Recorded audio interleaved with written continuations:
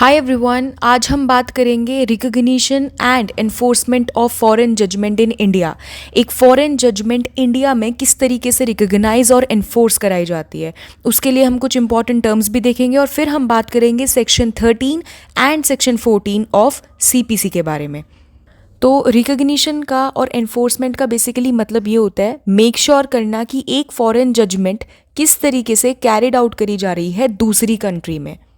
For example, एक company है ABC limited, वो US बेस्ड कंपनी है। वो लॉ सूट फाइल कर देती है एक Indian company XYZ private limited के अगेंस्ट एक US कोर्ट में। किस ग्राउंड पे? ब्रीच ऑफ कॉन्ट्रैक्ट के ग्राउंड पे। तो US का जो कोर्ट है वो फेवर किसका लेगा? ABC लिमिटेड का, ऑब्वियसली, जो US बेस्ड कंपनी है, और अवॉर्ड करेगा कि आपको 1 मिलियन एज डैमेज पे करेंगी। कौन? XYZ प्राइवेट लिमिटेड, जो एक इंडियन कंपनी है। तो इस केस में अगर इंडियन कंपनी अपनी मर्जी से उनको पेमेंट नहीं करती है तो ABC लिमिटेड, जो एक US बेस्ड कंपनी है, वो एनफोर्समेंट सीक करा सकती है US कोर्ट जजमेंट की इंडिया में। अब देखेंगे फॉरेन जजमेंट क्या होता है। फॉरेन जजमेंट एक डिसीजन होती है कोर्ट की जो दूसरी कंट्री में बनाई जाती है outside the one where you want to use it. जहाँ पे आप एक्चुअली में उसको यूज़ करना चाहते हो उसके बाहर वो जजमेंट प्रोवाइड करी जाती है, इसलिए उसको बोलते हैं फॉरेन की जो जजमेंट है इंडिया में, foreign judgment in India. For example, अगर कोई इंडियन सिटीजन है वो एक लॉ सूट जीत जाता है US के कोर्ट में, तो वो जो डिसीजन US का कोर्ट प्रोवाइड करता है ना, उस डिसीजन को हम बोलते हैं foreign judgment in India. Foreign goods क्या होता है? वो प्रोडक्ट्स जो मेड, बनाए जाते हैं और ओरिजिनेट करे जाते हैं एक कंट्री में और बेचे जाते हैं दूसरी कंट्री में, basically cross national borders. Okay, अब आते हैं सेक्शन 13 ऑफ CPC जो बात करता है when a foreign judgment is not conclusive. तो अगर बात करें कंक्लूसिव की, कंक्लूसिव का क्या मतलब होता है?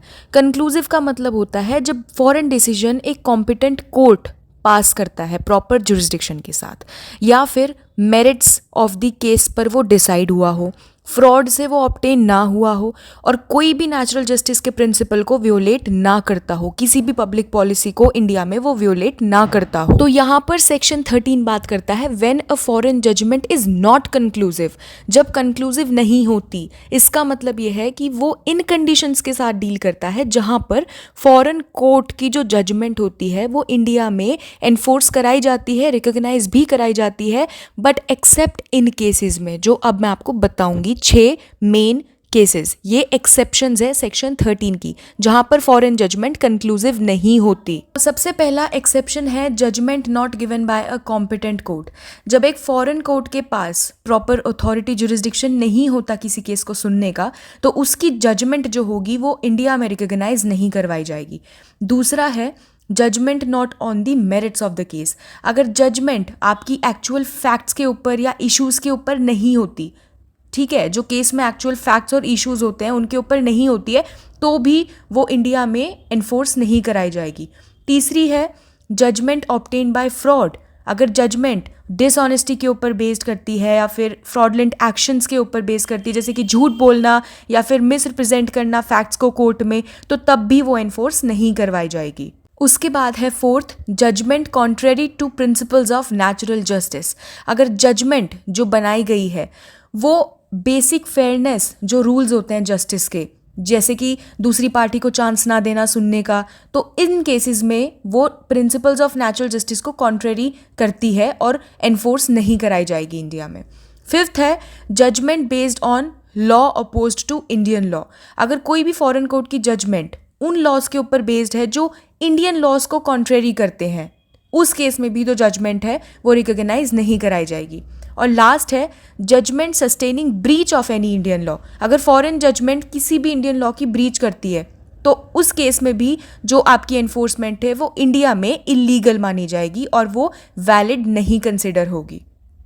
नाउ लेट्स डिस्कस सेक्शन 14 जो बात करता है presumption as to foreign judgements.